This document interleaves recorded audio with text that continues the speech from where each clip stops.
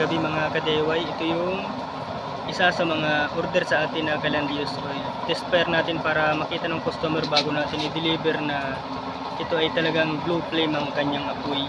Para mapatunayan natin na blue flame talaga siya bago natin dalhin sa kanya. Para legit, para may ebidensya tayo o may proof na blue flame ito. Ito ay kay ma'am dito lang malapit sa amin.